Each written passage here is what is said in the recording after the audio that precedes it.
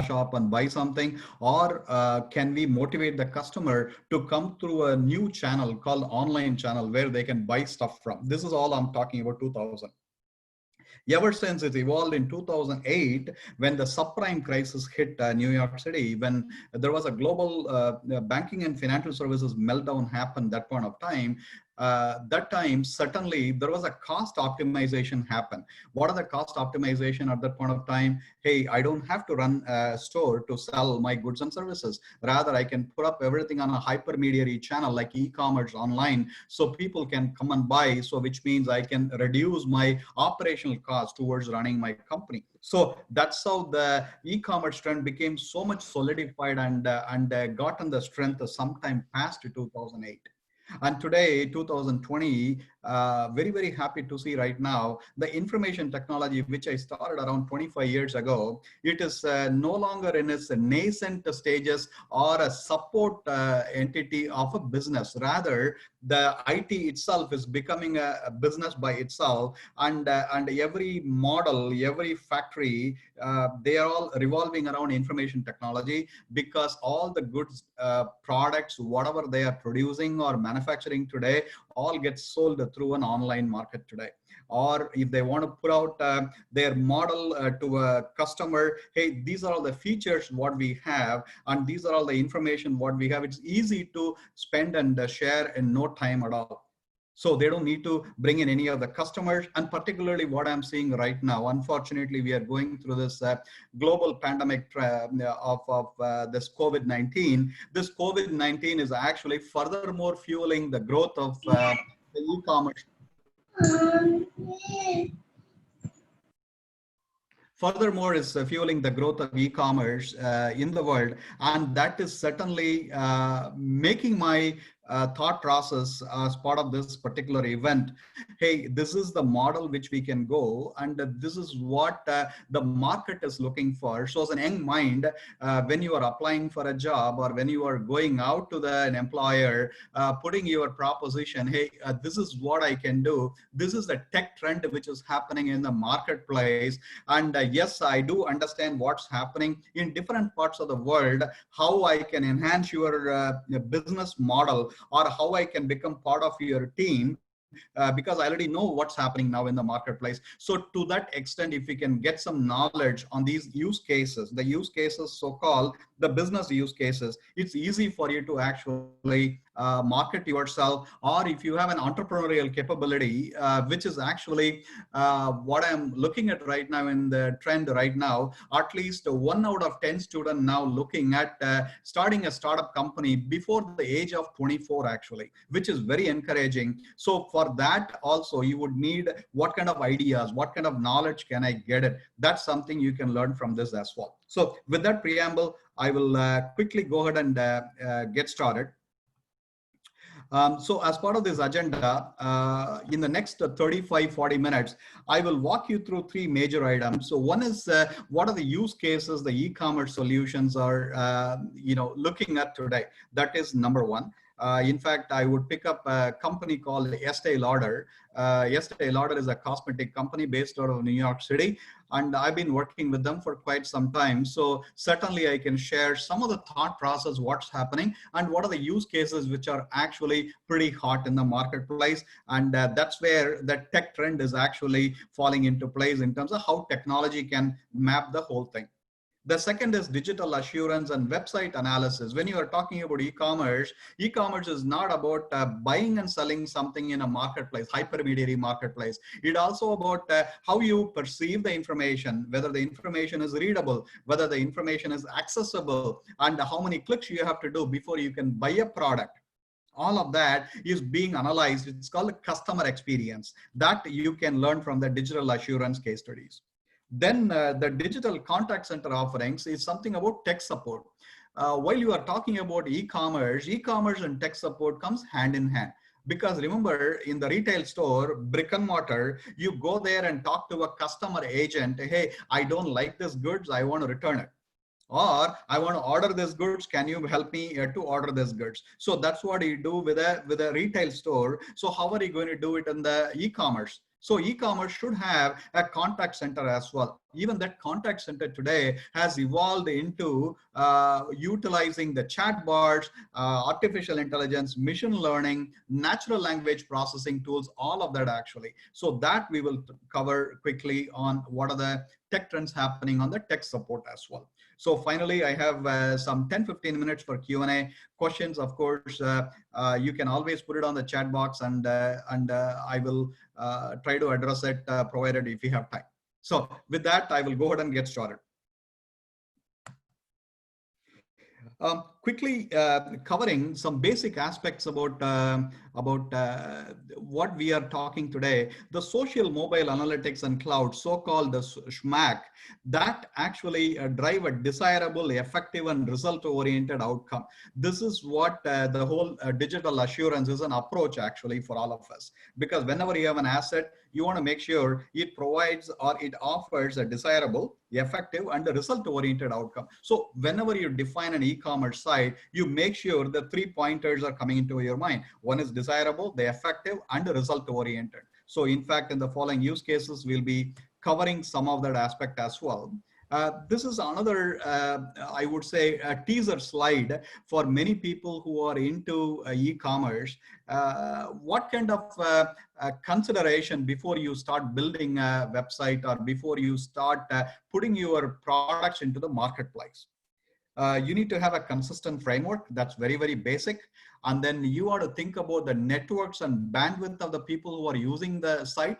For example, there are multiple bandwidths are available today, starting from 2G, LTE, 4G, 5G, and then some of the people are using fiber optics. So all of that network bandwidth. So when you are defining a website, you ought to think through, hey, I have to use it for the least common denominator, so that everybody can make use of the websites and everybody can actually get the benefit of what I'm offering. And then the UI, is the UI is good enough? We will cover some of the aspects in the use cases. Then we are talking about how are we going to be integrating interface. Then we are going to be covering how are we going to integrate with the testing for the third-party interfaces. Today, you are talking about Udaan payment, you are talking about Google Pay, you are talking about Apple Pay. How are we going to integrate that? We will cover that as well.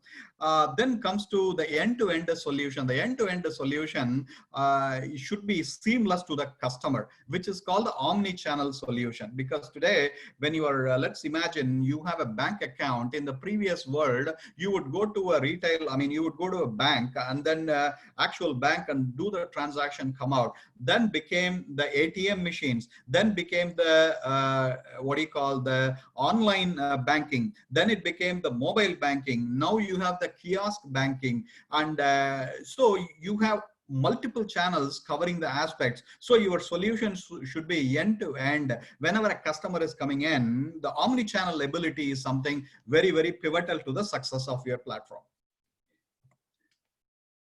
I'm not going to take you through the entire slide because this slide is a little bit content rich.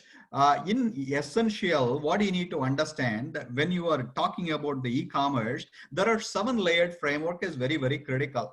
What is the response? What is the search, appeal, content, and then interaction, and how fast the transaction can come in, and what kind of testing you have to apply. So primarily on the 4 different buckets: reachability, responsiveness, and then the visual effectiveness, and then the transaction interaction. These are all the things what is called digital assurance framework. We call it as testing for user experience. So this is the model which is actually widely used today across the world as part of the e-commerce network today.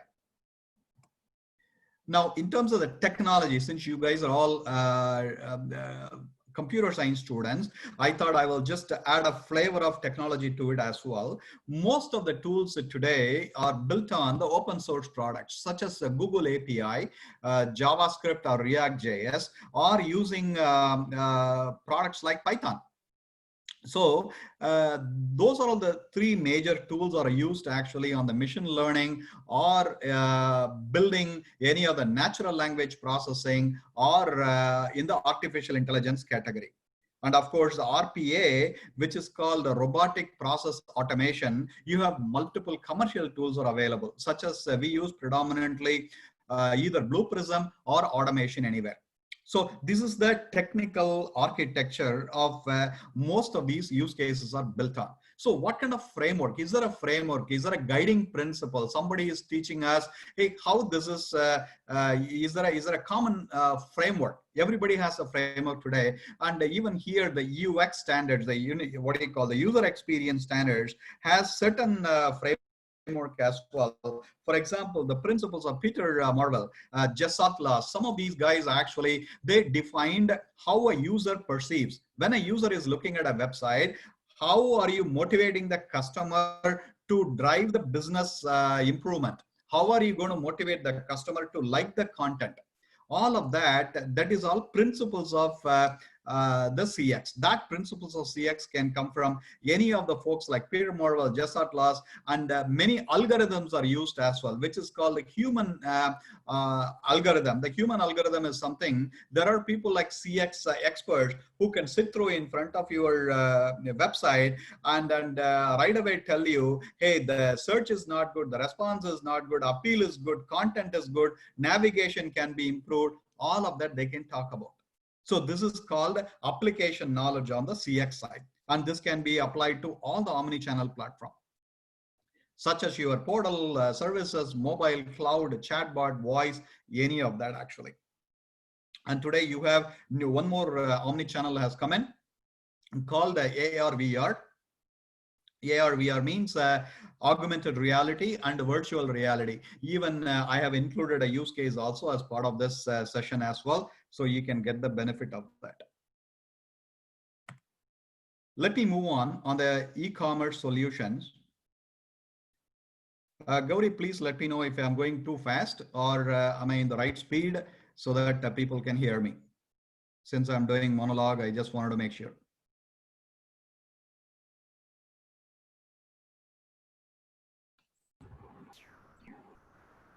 Sir, it's okay. I think it's going on well. Thank you. Let's move on to the e-commerce solution. This is pretty interesting. Just keep your mind a little bit think through. You are in a cosmetics company, such as, for example, you have many cosmetics company today, right? You have L'Oreal, you have Mary Kay, you have Estee Lauder, you have Revlon. You have so many companies are there. So here I have taken an example of Estee Lauder. Estee Lauder, their business is around $14 billion today. Online business started off with the zero back in 2004. Today, it is around representing 40% of their overall business volume today.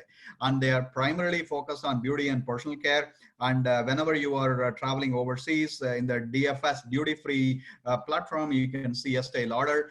It's a very high-end shop, actually. So in fact, I've been interacting with Estee Lauder for more than 5 years now. So based on the experience, some of the e-commerce trends, what I have built for them certainly is helping them out to grow their business. So I thought I would mention around 5 to 6 use cases here. I'll go through one by one. This is the first one. Remember, I talked about the payment integration. Payment integration is nothing but third-party integration into your e-commerce portal. Why do you do that? For example, let's say in this case, here we have used Apple Pay. Apple Pay is something, if you have an Apple iPhone, you can upload your information, the payment information, and using the NFC, you can actually do the tap for the payment of your goods and services actually. So similarly, you have Alipay, you have PayPal, you have Adyen. Many of these payment models actually has to be integrated with your website, so you don't have to go out of the website to get the services done. If you look at it, some of the traditional people who are still in legacy model, whenever they are trying to sell something, once that product is sold, that particular product take you through totally a different website altogether, and then ask you to log in again and do all over stuff again in that particular website. And then once the transaction completes, they take you back to the original website. What happens if some internet, the port ID is broken right there? You are done. So you got to restart the whole thing all over again. So there is no resilience framework to take the customer back, which means the customer will get dejected and he will not come to that site anymore, or he will go to some other site that can be suitable and that can actually help him out. Here is the one we figured out this is a problem in Estee Lauder. So what we did, we integrated the Apple Pay into and all the payments into the websites itself, so the customer doesn't have to go out of the website. Whatever you do it within that, and then it takes a transaction through a API call, go to the third party product, and then get the information, bring the results back in the API result set as well, and that gets populated on the HTML screen of your application.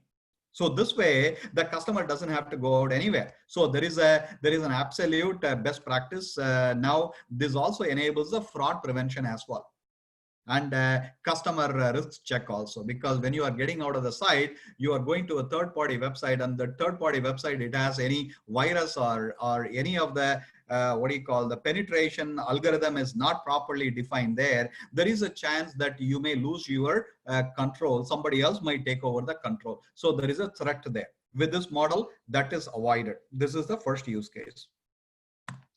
The second use case is the social login integration rollout. You may wonder what exactly it is actually. So you must have heard, or I'm sure 100% of you are using Facebook, whereas in other part of the world, like in Russia, for example, they use Waktante, and then in China, they use a very different social media platform actually. So these kind of social media platform, when customers are getting inside all the time, why not you expose them to buy the product as well? So this will be a faster and unified user registration. They don't have to type in any of the password or anything. That's where nowadays you see, you want to use the Facebook login or your Twitter login whenever you are trying to get into any other product. Why? Because Facebook and Twitter already validated you as a customer with a KYC checked in, which is know your customer checked in already. So they can provide a single sign-on for a seamless integration to their websites. So this actually drives the buying behavior of the customer, because if you look at the products of Estee Lauder, it actually moves the segment of between the 18 and around 45 to 50 actually. That's a segmentation this particular product is attracting, and many of them are active social media users. So you should take advantage of that. As you can see in the small graph in the right side, you could see the entire trend. Once we started launching, the sales started going up, and we have a great success out of this implementation. Third is, this is another omni-channel. As I said a few minutes ago, there is a new omni-channel evolved in the marketplace, which is called AR/VR, which is virtual reality and augmented reality. This is another interesting use case for you. Whenever you want to buy a product, for example, in this particular pandemic, you cannot go to a store, but you want to buy a product which is going to be actually how your face is going to look like, particularly with some product of Estee Lauder. So what happens is you download the app and then take a click of your face, and then provide a certain parameters such as what kind of occasion you are going for, what are you going to do, whether it is a night or a day, and your skin is oily or not. Some of the basic questions it will ask you. Once you enter that, what happens is it puts in the various it start doing its engagement using its product actually on your face, in the camera face. So what happens is once it comes to a conclusion, it will show you with the multiple options, hey, which one do you like, which face do you like actually, which is pretty cool. So this is the augmented reality. So now once you say, yes, I like this one, then what happens is it automatically connects you to the e-commerce site and then orders the product, and the product comes to your home. And then when it comes to the home, another interesting part is whatever the chemical combination they use to build that face, it will also, the entire user direction manual will be there as well. Pretty cool, eh? So this particular model really hit in New York market as well as in the Southern California market, and also in the French market as well. Gave us a fantastic result as an outcome, because we wanted to launch in the key markets actually, and these markets are the key markets, and we have a roaring success out of this new omni-channel. Not many companies has this today, so we got even a patent out of this. This is the omni-channel. Again, I'm talking about the channel business more and more, because the e-commerce is not about the website alone. E-commerce, don't think this is only a .com model. The e-commerce can come from, the e-commerce can come from very many model, either your mobile or your kiosk or your internet, or you go to what do you call third-party company where they have a hyperlink to go to your product. All of this combined together, wherever they go, there should be an omni-channel. There should be uniformity across all the interface, so that when you go to buy, for example, when you are going to buy some product of Estee Lauder, if you go to anybody else, even if you go to the retail store, the product, the assembly, the way they look and feel of the product, all of that should be the same. That's called the omni-channel integration, we call it. So what we want to do, we wanted to reward the loyalty customers, whomever is doing in any part of the omni-channel, which means in the back end, what happens is, whether they are buying it from a store or a web or mobile site or offline program, anywhere, as long as they use the customer ID, we should be able to capture that ID and then allocate the loyalty management points to them, which they can reimburse it at a later point of time for goods and services or cash. So this particular model encompasses any customer, anywhere, any platform, they can come in and buy it. It's not that they have to go to the store to earn the points. This is another one, image and voice search integration. This is another cool model use case. Actually, this is perfectly used using machine learning as well as the artificial intelligence. So you take a product and then take a click, and then immediately on the on your mobile, you start searching through the product, analyzes, and then immediately it applies the logic of FAQ pages using the NLP, natural language processing, and figures out, hey, this person is asking some question about this particular lipstick, and these are the probable questions that person should be asking for. So it automatically builds out a list of questionnaire. Are you looking for this, or that? At the end of the day, if you are not happy, you can press the voice search and you can clearly say, hey, this particular shade, is it 420 or 480? Now it can actually go back and come back with a response. This is a search integration, what we have done using NLP. Most of the technology used is a basic Python, but it does an awesome job here. This is the image and voice search integration.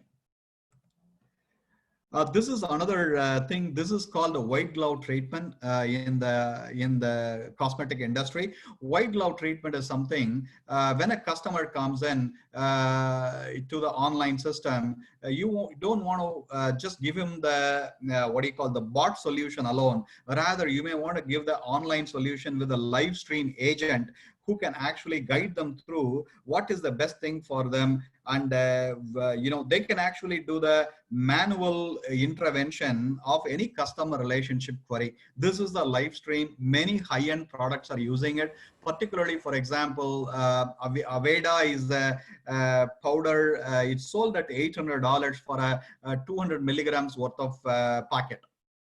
So when somebody is buying an $800 worth of goods, obviously they would have a lot of questions. So that's where the high-end sale come in. These kind of online real-time agent, they go there and then they make sure the sale integration happens quickly by being there online for them. Actually, this also happens through this particular use case. Now, this is a little bit of a technology. I thought being computer science students, you would be wondering, how do we actually automate many of these techniques? Because what happens is every day we keep on upgrading, updating all of our systems. So automating the whole thing is very, very essential. So mostly we use the Jenkins product actually to do the automation. And this particular automating nodes actually go through the cycle on the agile process. Whenever an agile completes, that gets added to the automation. So you do only 10-15% manual and 80-85% all in automation actually, so that you can bring all these products early to the market. So the automation framework, it's one of the use case which actually many customers, they want to have this. Gone are those days where you do the traditional functional detailed test planning, where you have the use case, you have the test scenario, then you have the pass on fail mode, and then some status update. Those Excels are all gone today. Today we are talking about utilizing Jenkins, using CI/CD for your integration. I'm moving on to the second topic of the agenda. I'm almost in half of my presentation. This is a digital assurance and website analysis. This is where the rubber meets the road, how the customer perceives based on the touch points actually. What are the customer expectations when they come to the e-commerce systems? What are the trends happening currently? So when you are talking about the touch points, the customer is mainly looking for, does it have omni-channel capability? How is the reach? How is the content? How is the security, appeal, response, and usability? If you recall 20 minutes ago, we talked about the Gestalt or Peter Marvel theory. It's based on this actually. So you need to provide digital assurance accordingly so that it meets the client demand. So some of the use cases, what I put together, in fact, in this particular section, what I have taken another company called Unilever. Unilever is a global company based out of England, and the revenue last year was around $58 billion. And they don't use the full e-commerce engine. They actually use e-commerce only for informational purposes only, because most of the products are sold through the consolidators like Amazon or Big Basket, or they can go to the Kirana shop to buy those products actually. Some of the common products of Unilever, which we everyday use, like Tresemme, which is a shampoo, Dove, which is a soap, and many of the products actually. In fact, we don't know they are actually it's a Unilever brand. All we know is by what do you call the brand name only actually. But all these things are from Unilever. I work closely with them for the past 8 years now. So built in a lot of analogies, analysis in terms of how the trend is happening. So far, what we talked about, what are the various use cases of e-commerce channel when you are setting it up. Now you set up everything. Now you are at a juncture now where to analyze the impact of the e-commerce websites actually. That's where the business assurance is going to help you out. So here is a use case, for example, right here, you can see there is a YouTube, right? YouTube channel for Tresemme. They have a separate channel. So far, they published around 392 videos. These 392 videos, if you look at it, back in 2016, the volume was close to around, trend was around 40 million actually. Whereas look at 2018 and 2019 is so feeble actually. And we haven't taken the statistics for 2020 yet because we are still running it. So when you are looking at it, why there is a loss of interest with the customer? Why there is a loss of interest with the customer? So maybe they have to either upgrade the videos, or they have to actually do a lot of marketing on the Tresemme product, or maybe some other brand is taking over Tresemme's business.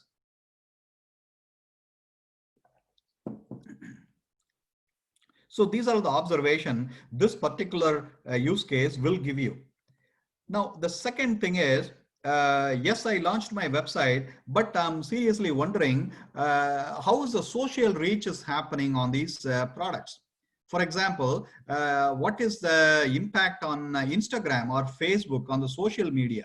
So when I run through this for Unilever products, as you can see, the the Unilever brands against the global brands and competition. The MAC Cosmetics, the MAC is nothing but the Estee Lauder product actually. It has 1 million new followers, right? Whereas the Sephora, which is another brand, at 19.7 million. So whereas if you look at the TRESemmé, right, it's only 0.37 million followers. So what can I observe from this particular model? There are two things you can observe. Right away, you can think of TRESemmé, not many people know, only MAC people know, that's why people are following MAC.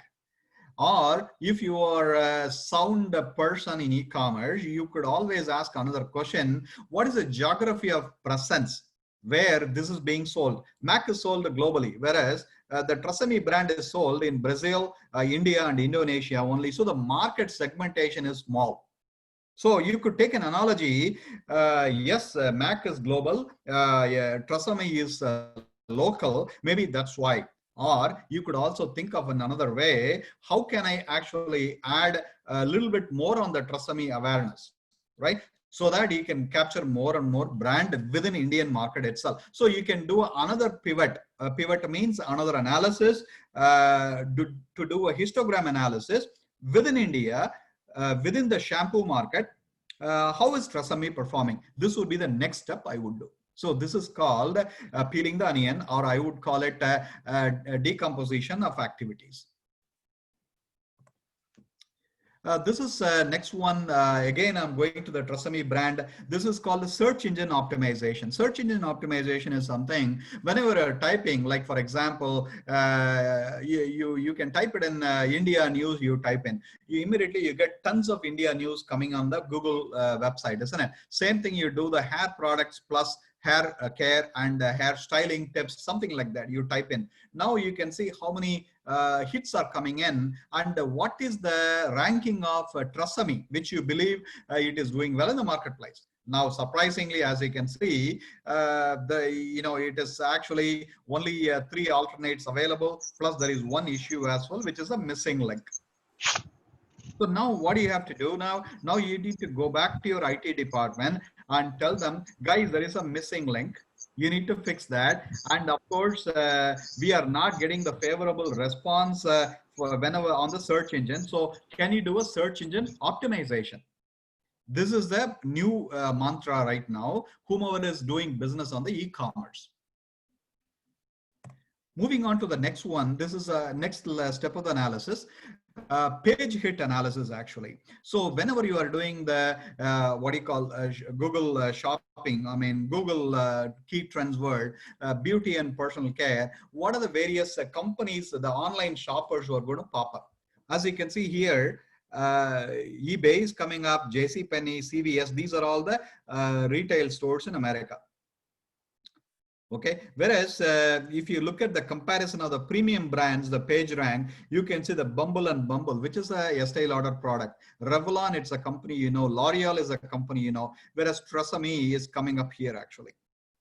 So the Dove is the only one which is having a decent hit for UL, because Dove is a soap which is being widely used by everybody. So possibly that's why. So which means whichever brand is having a better brand name in the marketplace can actually have a better visibility with the customer. So there is an opportunity here for TRESemmé to improve upon. This is what this particular story is talking about. The next one is response. This is again, it's a pretty important key aspect of any e-commerce sites because people run in different gadgets. It could be a Google phone, Apple phone, or a what do you call the Google phone? There are multiple phones available. Of course, BlackBerry is no more now, so that cannot be used as an interface. So when you have multiple phone systems, then you have multiple browsers as well. Then you have multiple networks. It starts from, we talked about earlier, from 2G to 3G, 3G, 4G, LTE, fiber, all of that. So it is very important for you, the first marking paint, FMP we call it, right? Whenever you are logging into a website, that particular website, whatever information you are trying to convey, the standard in the marketplace, within the first 2 seconds, it should come up on the site. Otherwise, today the millennials who are mostly of the people who are born after I would say 2000, 1998, called millennial. So the millennials today, their statistics is more than 2 seconds. They're not going to wait. They're going to press the stop button and move on. So what we have done for Dove, which is one of the world famous brand, we wanted to see how long does it take. For example, here you can see we have taken June 2008, 19, 2019, 2020. So we have been benchmarking it very, very closely. And as you can see, the load time, the FMP is 2.32, 3.37, 1.53, 1.97, and 1.32. So the first marking period paint is pretty good actually. So this is actually within standards of the e-commerce standards. Whereas the load time, what is load time? Load time is something the entire page has to load. That is actually digressing quickly. As you can see, as the years go by, from 7.65 second, 13.90 second. Tell me, how many of you can wait for the entire load to come in, at least wait for 15 seconds? Very, very few people today, they would be doing it. Because why? 15 seconds, if you had to wait like this, I don't think even I would have the patience to do that. Unless if something is very, very important for me that I need that transaction. Otherwise, if I'm buying something, why would I wait for 15 seconds? That's why we said it failed to meet the global brand benchmark. So what do you need to do right now? You need to re-engineer the entire platform to see why there is a performance degradation. So you have three options here. You can do either progressive modernization of your platform, or a legacy modernization of your platform, or you can do a stress testing by detaching the backend, do the front end only, and use LoadRunner or any of the product to actually make sure the TPS, the transaction per second, that can come up within the standard of the global standards here, what we are talking about, which is around 2 to 4 seconds for a full load time. So there is a huge work out there, particularly when it comes to this particular website. That's the main message I wanted to bring it out. In fact, I talked about various world is using Dove products, and we have done the benchmark across the world, actually, in all the continents. This is the appeal. This is done using a use case called natural language processing, actually, that keeps on looking at spelling errors on the e-commerce website. Imagine when you are going through a e-commerce website, if there is a spelling error on the site, English, right? How would you feel good about buying that product? First, you would think you suspect the quality of the product, and you think this is a substandard. If you are in the Maslow's theory of hierarchy, if you are on the what you call self-esteem stage, you would think it's a disgraceful to buy this product. So all of that will happen mind at the time. So you lose a customer. So the visual analysis is very, very important. For example, right here you can see there is a missing image. And right here you can see the alignment problem. And this is the overlapping text. All of that happens. So how would a customer would come and buy?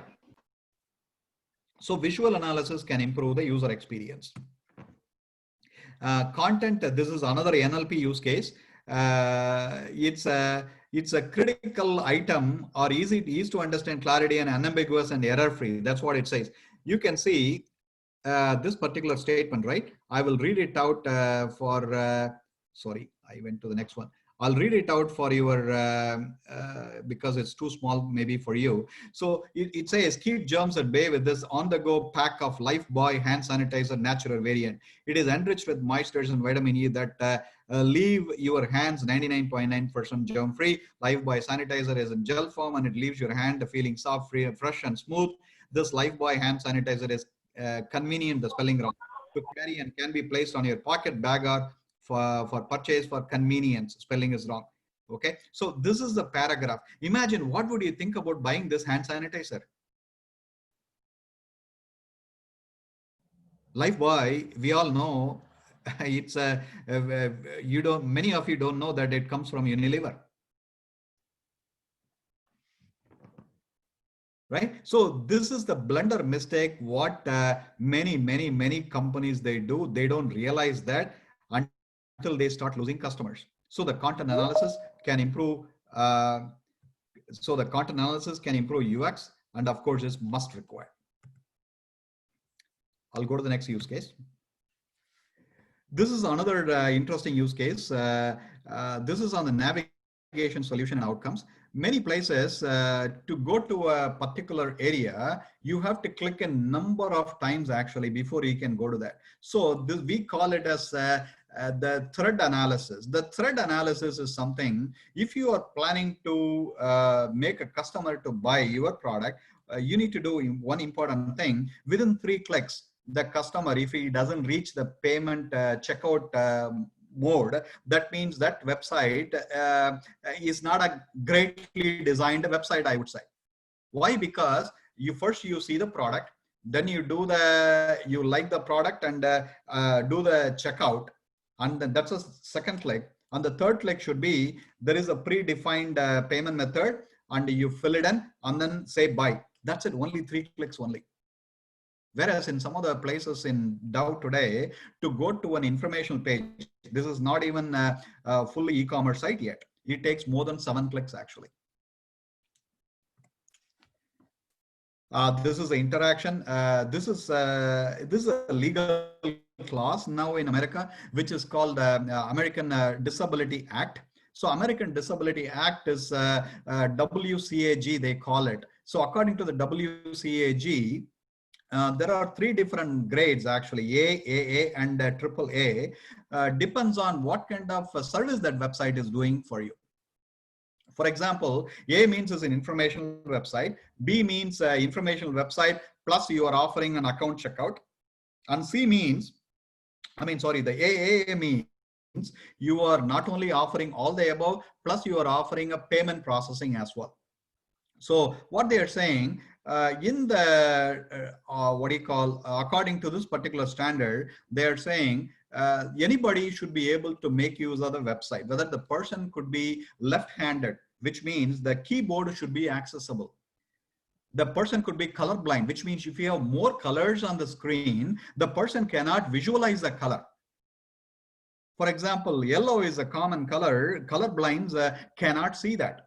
Differently abled people cannot see that. So they don't know if you put in a purchase button on the yellow color, they don't know there is a purchase button. So this is called the American Disability Act, and this particular American Disability Act is a must to have not only in USA, in Europe as well.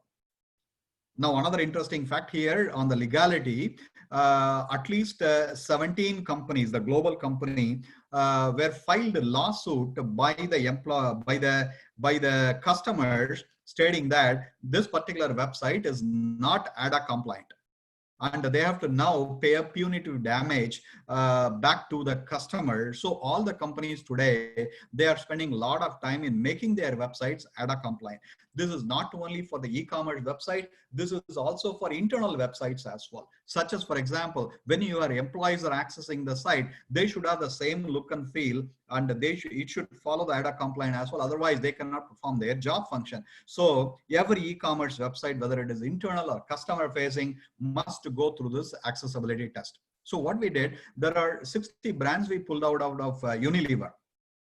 You can see most of the brands, Indulekha, Little, then Vivo 5, a lot of these brands, Lifebuoy, all these brands we all know, we buy every day. But how many of these ADA compliance? Right? For example, you can see Dow MENCARE is 26% is in non-compliance actually. TG is 28%. So what did we do then? Using this data, we were able to go there in each and every website and did the analysis, and then brought in all the problems, and then we were able to use our apply our engineers to fix all the problems, do the testing, put it back in production. So today they are all ADA compliant. This is something very, very important, and this is it's a legally binding one. This is the loyalty based coupon code, which I talked about earlier. How do you actually gather the what do you call the loyalty code from each and every customer, whether they go to the online store, retail store, or local store, so you can get the what do you call their enrollment done.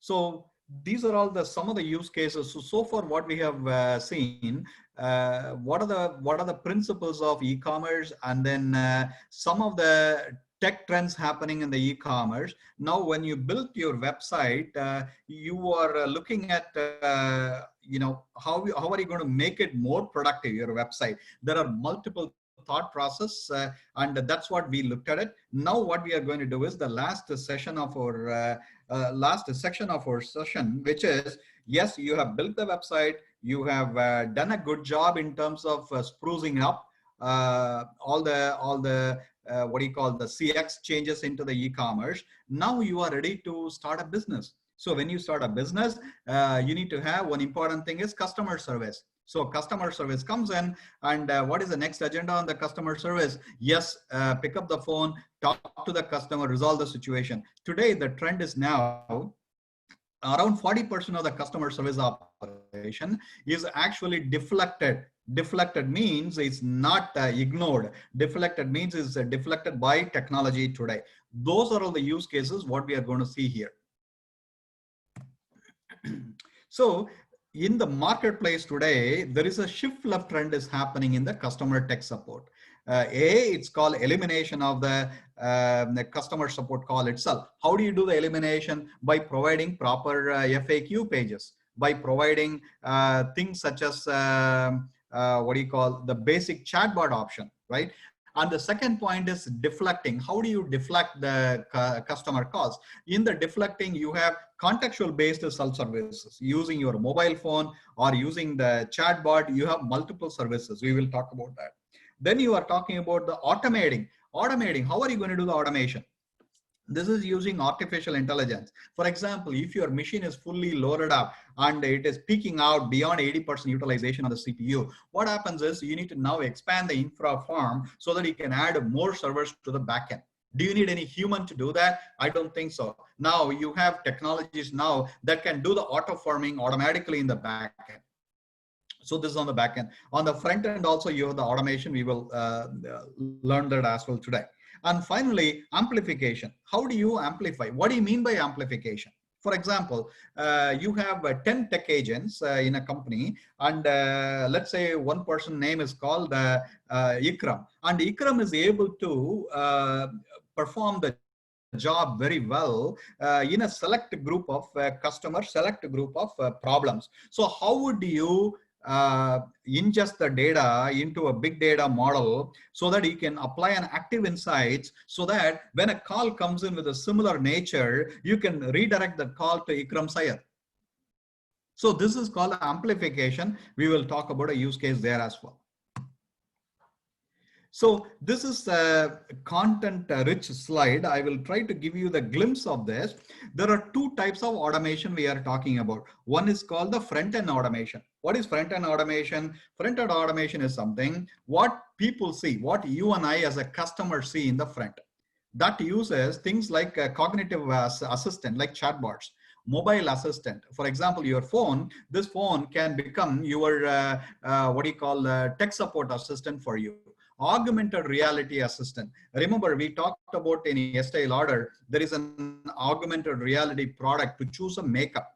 Same concept can be applied in the tech support world as well. Then comes to automation. What are the automation technologies we are talking about? We are talking about self-heal technology. Before the event happens, you predict based on your past experience and fix the problem. Then RPAs, robotic process automation. We talked about two tools. One is called Blue Prism. The other one is Automation Anywhere, one of the commonly available commercial tools. Then backend automation. Backend automation, it is non-trivial. Non-trivial means it requires a little bit of intelligence about your systems, because it is requiring invasive treatment, such as analytics. How do you do the smart routing? I just explained how the smart routing works in Ikram Syed's case. Certainly, deep analytics, BI dashboards, And then the agent interaction, you are talking about the Agent 360 workbench. What does it mean? Agent 360, when an agent is working on multiple tickets, multiple areas, he should be able to quickly respond to the customer. So there is a SLA or service level agreement called AHT, average call handling time, that can be improved upon every time. And finally, the cognitive engine, we will also talk about that. So these are all some of the front and back end automation. So what I'm seeing right now in the past 2 years or so, this entire AI, NLP, and machine learning is also used in the employee operations also.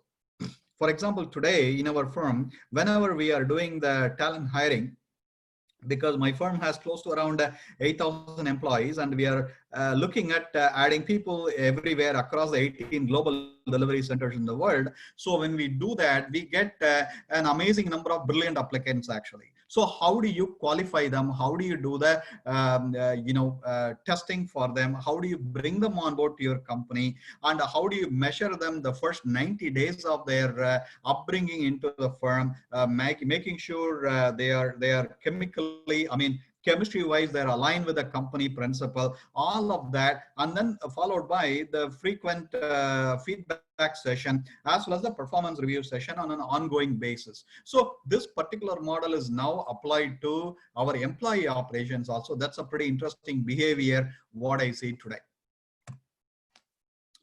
This is a smart call routing. I just gave you an example. This is a pretty interesting. I will skip this slide. I will go to this particular slide. So this is a content rich slide, but I will try to dissect in with a simple illustration. So there is a customer is initiating a transaction initially.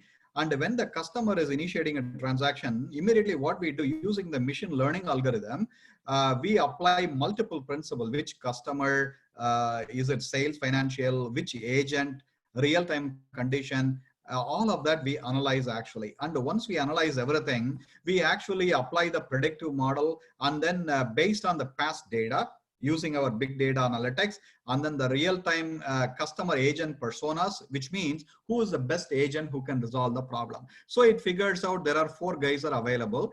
Each guy you can look at based on the historical phenomena. 9.313 is the number of seconds he has taken to resolve the problem.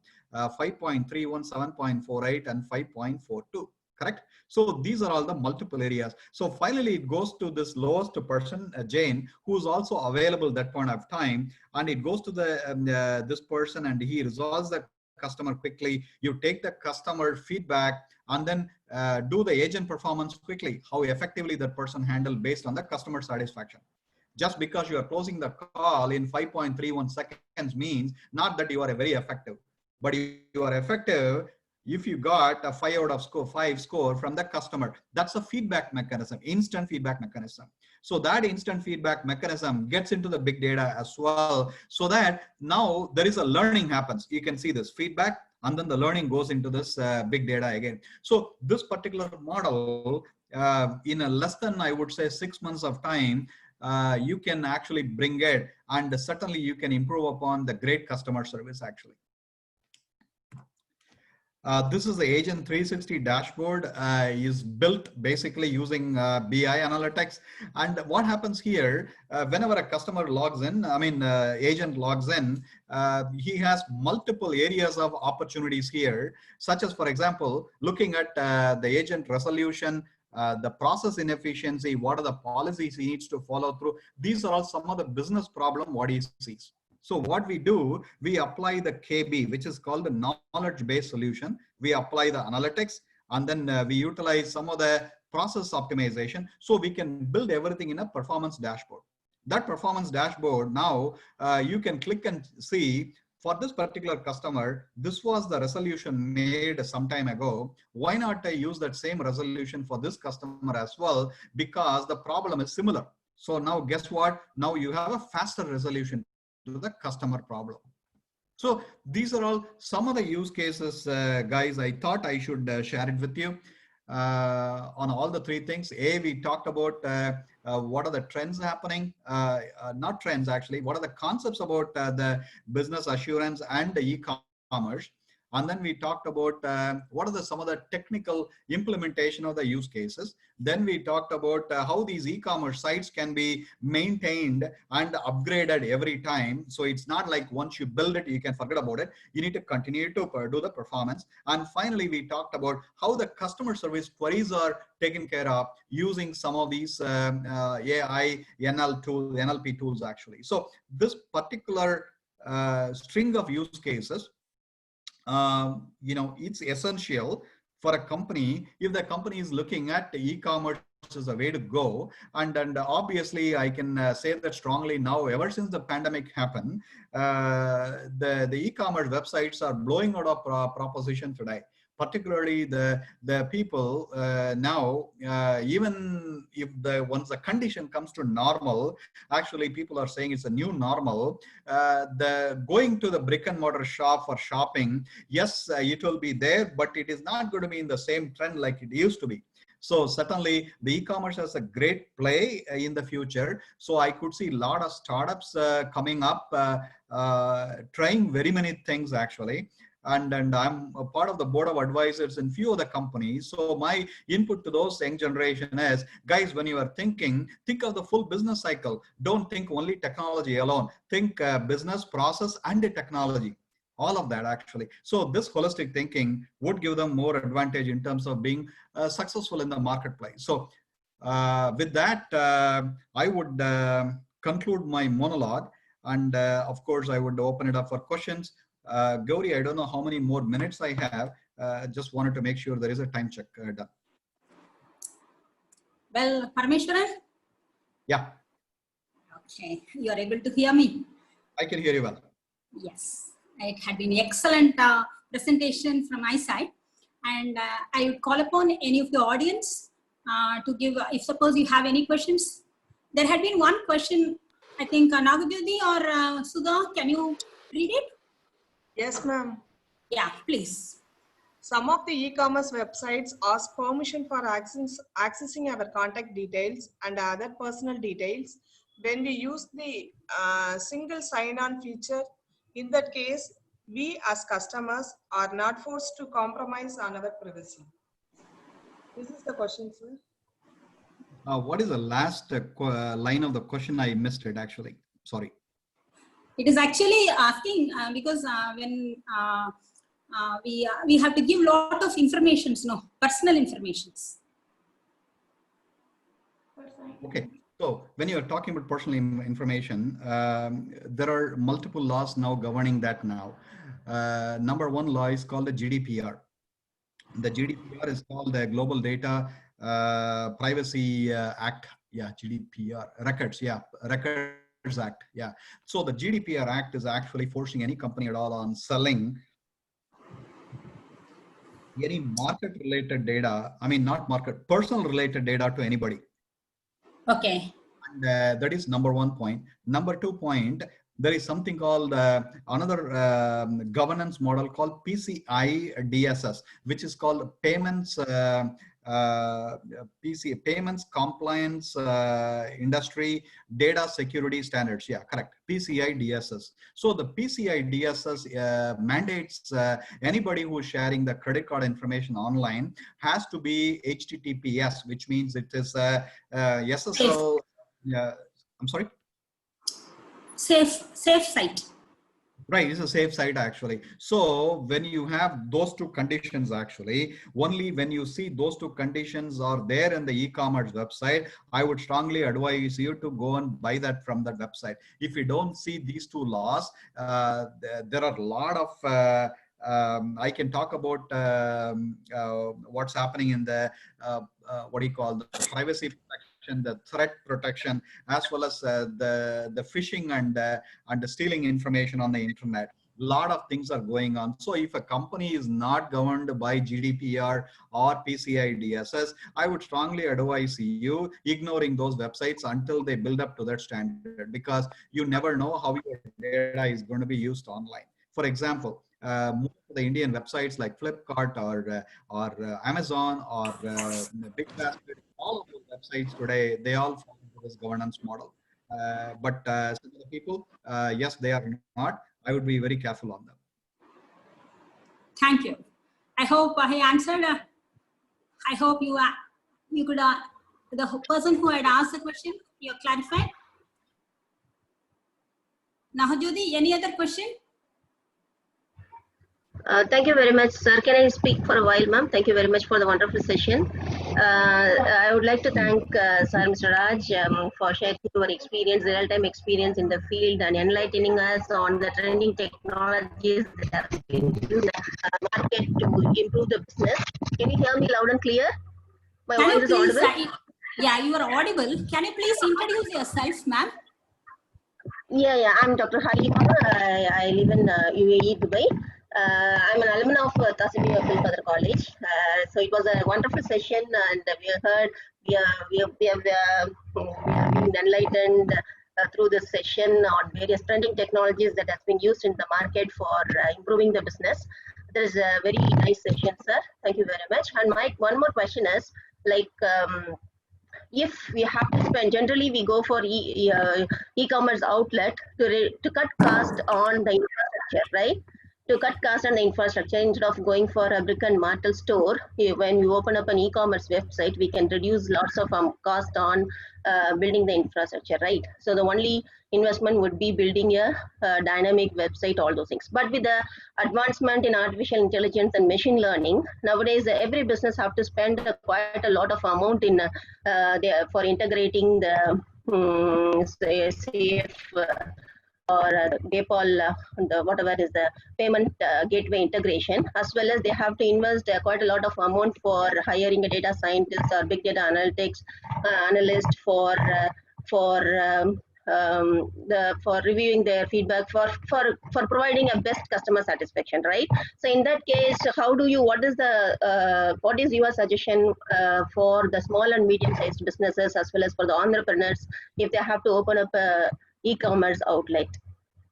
Very good without question. investing? Very good question. The ideas are pretty rare today.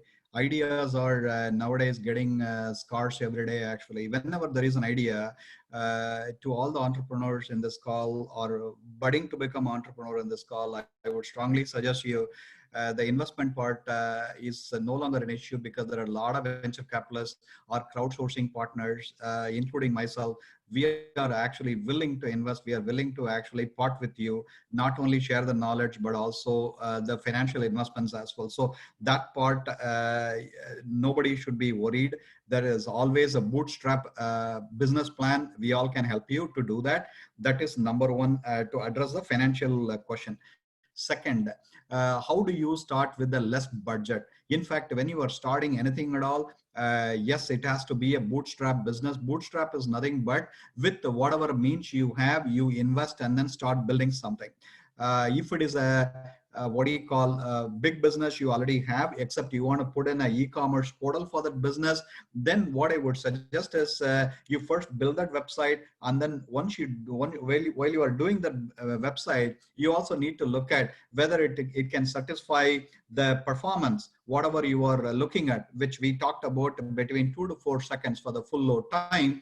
Can it really do that? So I would spend my money on building the e-commerce portal. At the same time, how much my backend engine can support the e-commerce transaction. Can it do it quickly? If not, then I would delay or postpone my e-commerce website and first focus on the backend engine, build it up to a standard before I start my business, because you don't want a bad customer on the day one. Rather, you want good customers. Even if it slips day 2 or day 3, that's fine. That is the answer to your question. Let's say you are a brand new company, you don't have any backend at all. Today, what happens is Amazon itself, they are offering a lot of third-party integration tool for e-commerce sites, actually. Many of my friends, they started off e-commerce, and today they become, they're actually set up a manufacturing unit. Actually, those manufacturing units are feeding the products to the e-commerce sites. And now they're not only hypermediary, but also they have a warehouse as well. So this is a evolution, business evolution, step 1, step 2, step 3. I think if you do that with a lot of passion, I think energy, age doesn't matter, finance doesn't matter, even knowledge doesn't matter. Why? You yourself said hiring big data scientists, hiring BI analytics guys, very expensive. You don't have to do that from the day one. There are tools right now already available, third-party tools that you can integrate with them and then set it up right away. So I think the investments is based on multiple parameters. First, return on investment, payback, as well as the NPV, which is called net present value. So how much time is going to take for you to get it out? So if you are an entrepreneur, for you, the payback you want within a year or so. So whatever investment you have to do, make sure it fits in within that particular milestone. That would be my advice.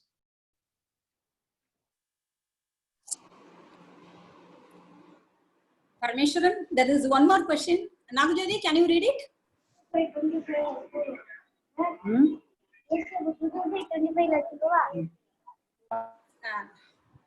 There is one more question.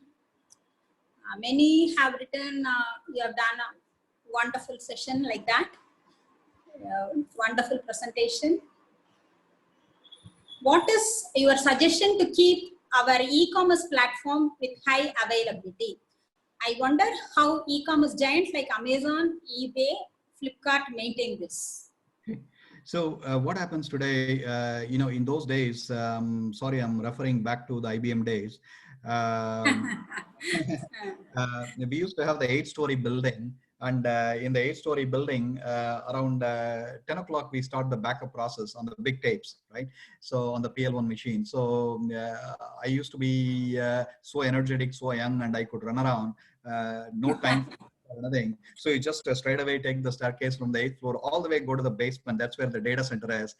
Take the, what do you call the backup tape, huge actually, and then bring it upstairs, and then take the next one downstairs. So this process goes on for an hour. Then 11, the backup starts, and then 2 a.m.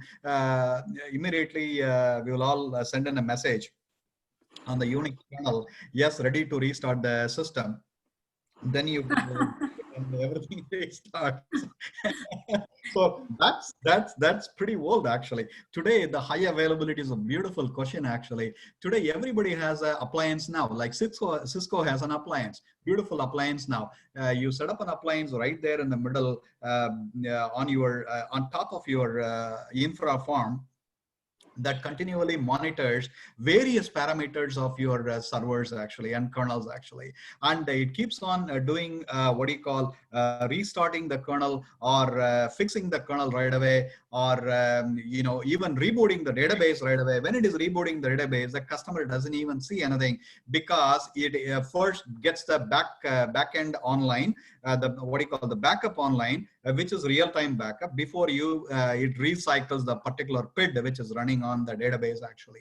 PID means the process identification number. So when you do that online real time, the high availability is getting ensured, and the same thing goes high availability on the databases as well. For example, Teradata, in those days you have to buy 2 databases, one for a transaction database and one for data warehousing. It is so-called denormalized form database, so that you can start pulling everything and getting all the reporting ready. But today, Teradata has this Netezza appliance right there that actually can keep that entire format on the normalized state, but still gives you the efficiency of running the BI and analytics on top of that, so that guys who are on the front end, they can get the reports then and there. They don't have to wait for the next day until the batch completes so they can run all the reports. So these are all the high availability systems available, whether it is database or infrastructure or application, any of that today actually. And thanks to the AI technology, which is actually helping us out a lot. Otherwise, like in those days, I'd be running from 8th floor to basement at 11 p.m. in the night. Yeah, there is one many had actually praised, and it has been termed as an excellent presentation. Thank you so much, and especially with the Zoom app, it's very clear, and they have thanked all of us. Dr. Dayalan, he had been on call today this morning to find out when he can attend. thank you, Dr. Dayalan. And he had written abundant and very valuable information to anybody who wants to start business. And importance he has highlighted very good, especially regarding the backend engine. It's marvelous. And what is the procedure for GST to proceed in the e-commerce platform? There is one other question. And can you take it? I'm not a tax expert. I'm sorry, I don't know how to answer that question. I'm a technologist. Okay. Okay. I think. I have one more question. Ma'am, can I? I have one more question. Yes. Yes. Yes. Dr. Can you tell us the scope of building automated bots or for the automated negotiation in the auction websites? So what is the scope in the future of developing the chatbots or bots for negotiation, automated negotiation in the future? A negotiation. Can you give me the business scope? Are you talking about let's say in the auction websites? The already some of the bots are used for automating the negotiation process in the auction websites, right? So you're what's the talking scope about in the chatbots, future? madam? Madam, are you talking about chatbots? Yeah. Okay. I think I can address that. Not only chatbots, also for the purpose of negotiating. Sure, certainly.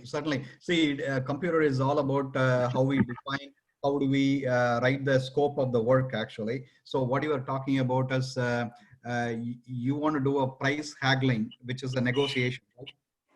So during the price haggling, what happens is there is a volume based discount, there is a duration based discount, there is a product based discount, all of these multiple metrics actually that can be built as part of the pricing engine on the back end. And each and every metrics or each and every level can have an LCL, lower control limit, and an upper control limit. Basically, it's like a normal distribution curve.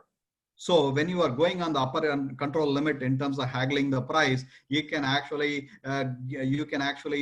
give a decision metrics to the backend risk engine algorithm, saying that when it reaches the UCL, then there is no more price reduction or there is no more price haggling. So if you give that within the distribution curve, let's say minus X and plus X, within that, that's your risk algorithm on the pricing point actually. That you can definitely automate that you can definitely build a nice risk engine. In fact, today, I'm sorry, I can't call you Dr. Halima. Yeah. Today, what is happening is many of the insurance companies today, they have built in this risk algorithm within their chatbots today.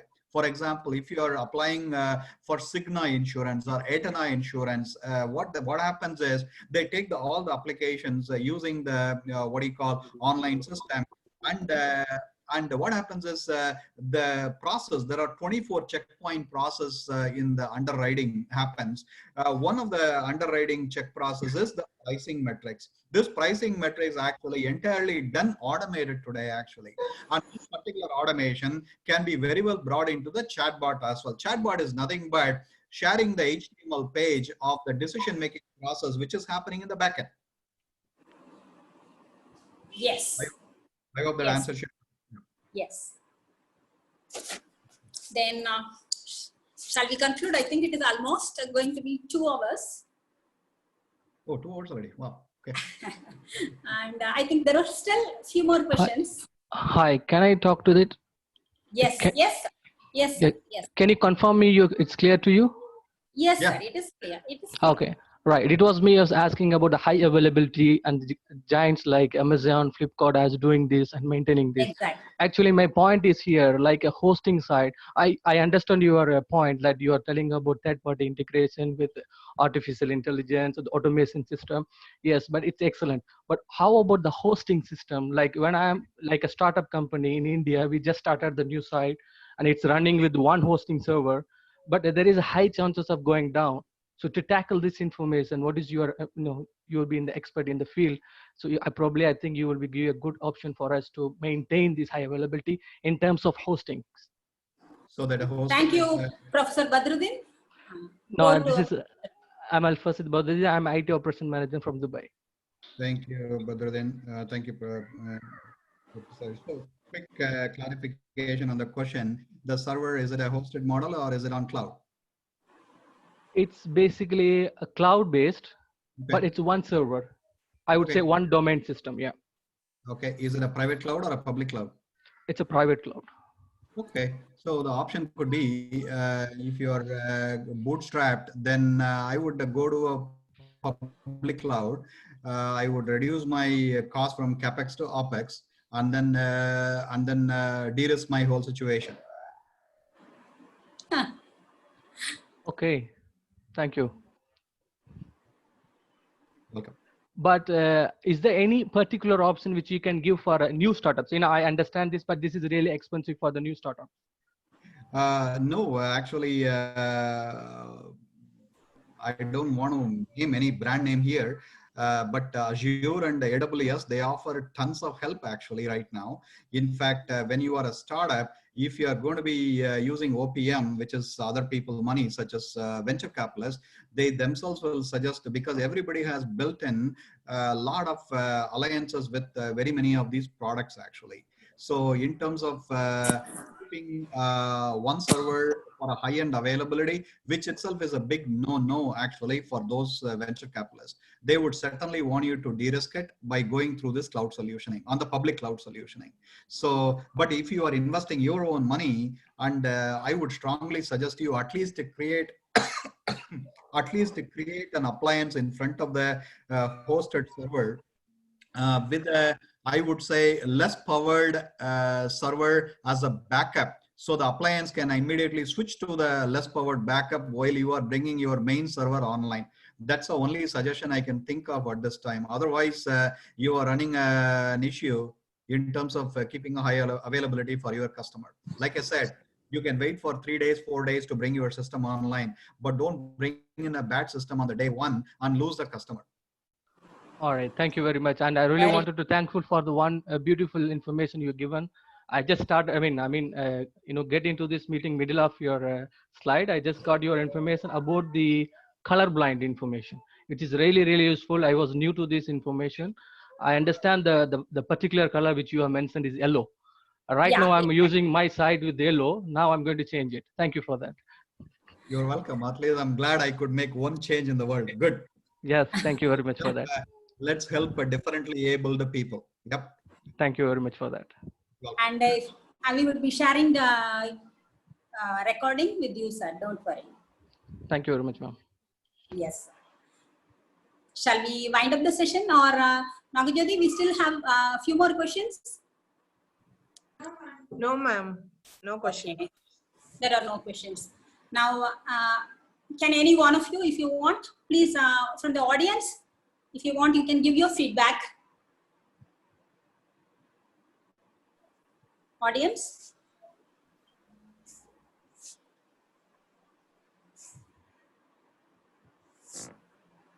Anshila? Ma'am. Yes. Thank you. Ma'am, shall I give a feedback?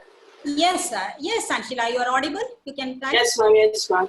Good afternoon, everyone present here. We are so happy to have such a knowledgeable and information sessions about use cases of e-commerce and know about digital insurance in the e-commerce. It was very useful to update ourselves with various features of e-commerce technology in the pandemic COVID-19. Thank you so much, sir, for your valuable comments.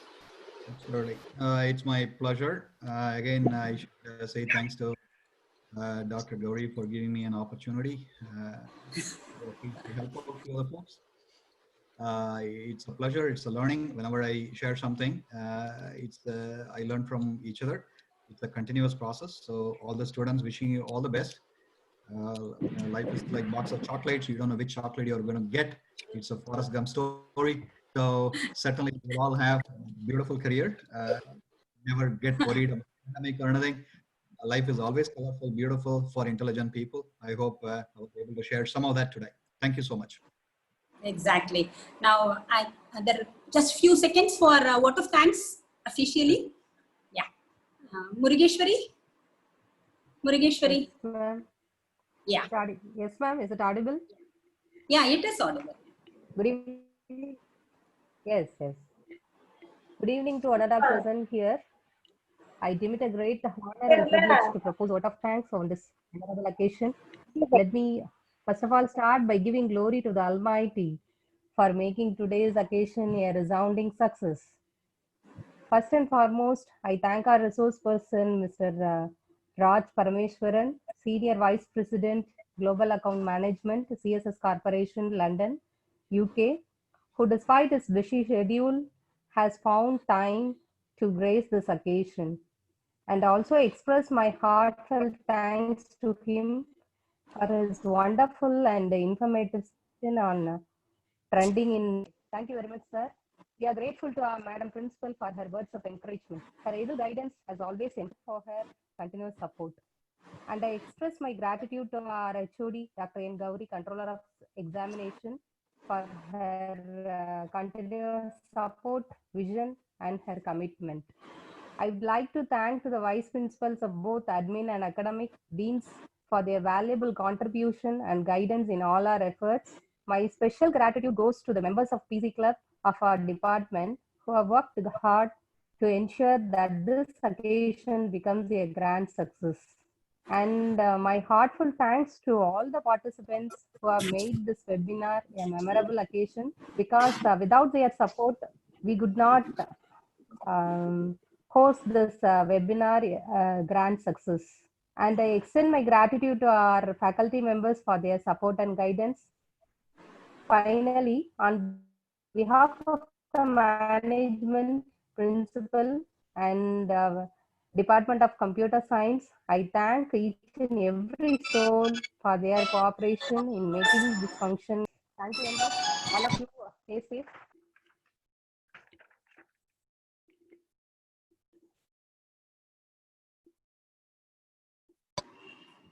Thank you, Murugeshwari. Thank you, ma'am. Thank you very much. And I think with that, we are coming to the conclusion session of today's meeting. And it had been really wonderful meeting you, meeting all my alumni and the faculty members from other colleges, principals from other colleges, and my own alumni from abroad and also from India, and all the students and all of you and Madam Principal and each and every one of you. It is really a grateful moment for me to have made this function, even though we had so much of technical glitch in the beginning. And I really apologize, each and every one of you. We have made you wait for a few minutes before we could let you in. There had been a technical glitch which we could not avoid. But anyway, it is all in the game. You made it really a grand success. Thank you very much. Thank you. Thank you, Parameshwaran. Thanks Thank a you. lot. I'll definitely catch up with you and with all the comments from your friends and our friends rather. Yeah. Thanks. Appreciate it. Take care. Yes. Thank you.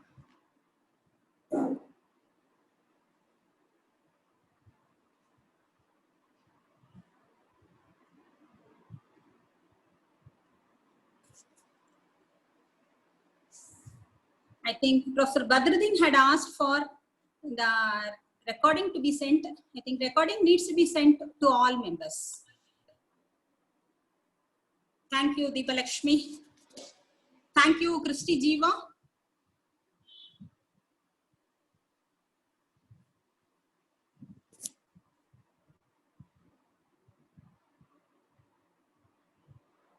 Jiva, I'm really good. Thank you.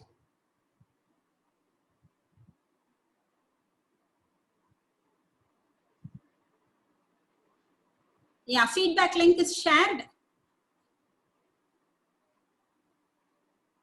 You can just fill in.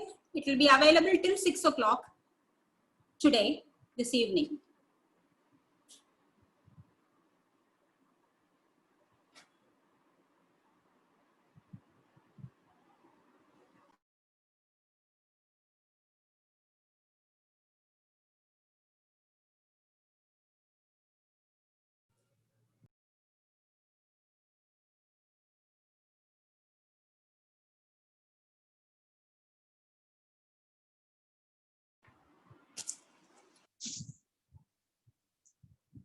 Thank you, Jahida Parveen, Jumana, Sajida Banu,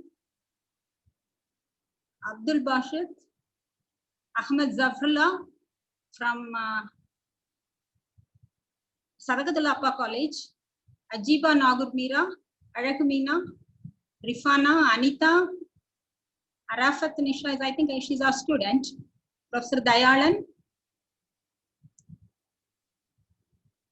Abdul Bashir,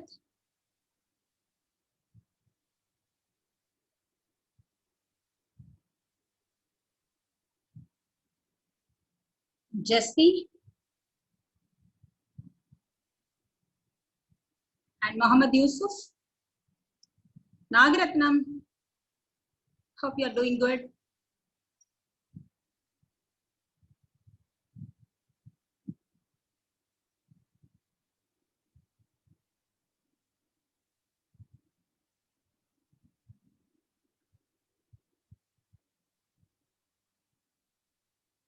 Dr. Parivendan,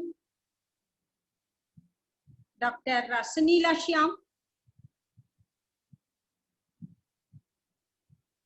then one professor from Fatima College, Sundara Vadivelu, madam, and Vigneshwaran.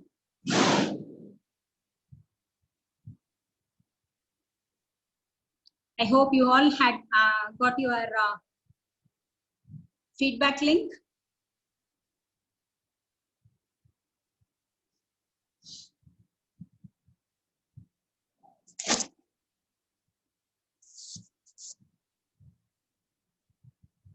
Thank you very much, ma'am. Thanks a lot.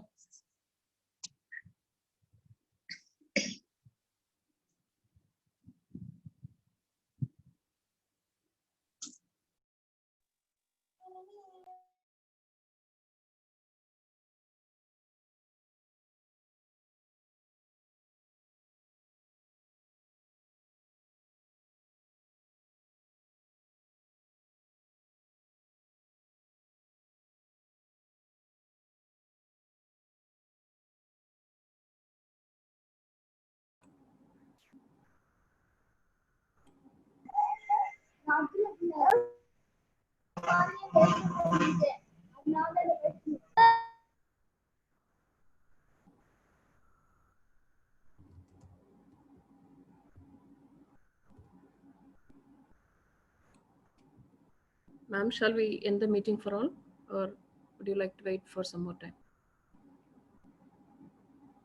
Gauri ma'am?